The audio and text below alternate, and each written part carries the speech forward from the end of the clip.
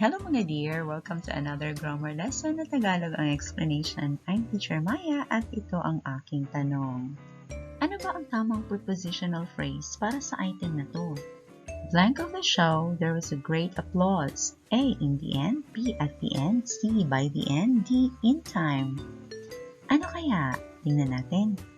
Ayun, letter B ang tamang sagot. At the end of the show, there was a great applause. Bakit at the end? Ano ba tong at the end? Ito ay literal na meaning ng end.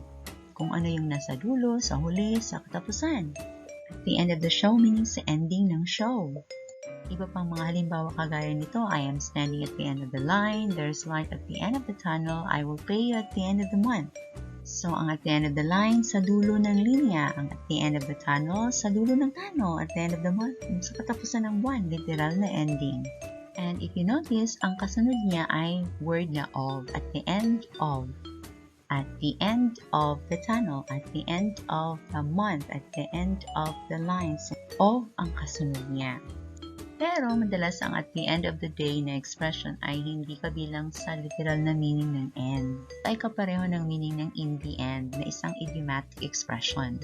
Ang in the end ay tumutukoy sa kinahantungan o resulta o conclusion matapos ang lahat ng ginawa, pinano, kinonsider, after everything. Kaya hindi in the end of the show ang nababagay dito. Magandang halimbawa nito ay ang in the end ng Linkin Park, sabi nito sa lyrics. I tried so hard and got so far. In the end, it doesn't even matter. So, anong kinahantungan? It doesn't even matter. Ginawa ko na lahat-lahat. Ang layo na narating ko. Yung ganun. Yun yung in the end. And if napapansin nyo, may comma siya pagkatapos ng phrase na in the end. So, basta hindi siya ginagamit at the end of the sentence, may comma siya.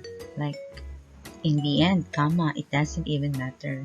Pero pag nasa huli siya ng sentence, it doesn't even matter in the end. Wala na siyang comma kasi period lang kasunod niya.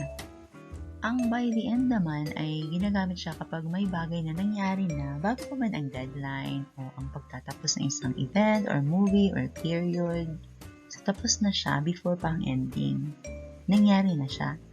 So, halimbawa, lahat ng estudyante ko ay natapos ang project nila 2 weeks bago mag-sem break. So, pwede kong sabihin ng ganito. By the end of the semester, all of my students have already complied with their requirements.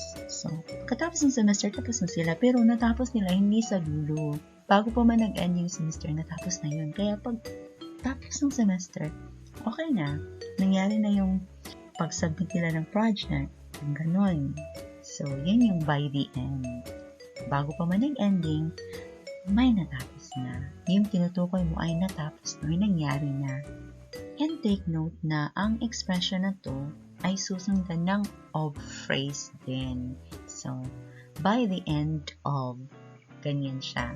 Ito namang in time, ibig sabihin nito sakto lang sa oras na hindi late. Gaya ng we arrived at the cinema in time for the show. So, early enough ka para sa show, hindi ka late. May tamang oras ka pa. Tapos, pwede rin siyang lagyan ng just bago sa in time to emphasize na konting-konti na lang talaga at malilate ka na. Pero, eksakto pa rin yung oras ng pagdating mo. At kung napapansin nyo, ang kasunod na word ng in time ay for. In time for the show, in time for the program, in time for dinner, in time for the wedding, yung mga ganun. Ito namang in time, pwede rin siyang gamitin to mean pagdating ng panahon. Yan ang halimbawa, you'll recover from the heartache in time. So, pagdating ng panahon, makaka-move on ka rin. Studying and you will master this subject in time. Pagdating ng panahon, mamamaster mo rin to. So, there you have it. Anong nangyari pagkatapos ng show? Nagpalakpakan ng napakalakas ng mga tao. So, literal na anong nangyari sa ending. Kaya, at the end.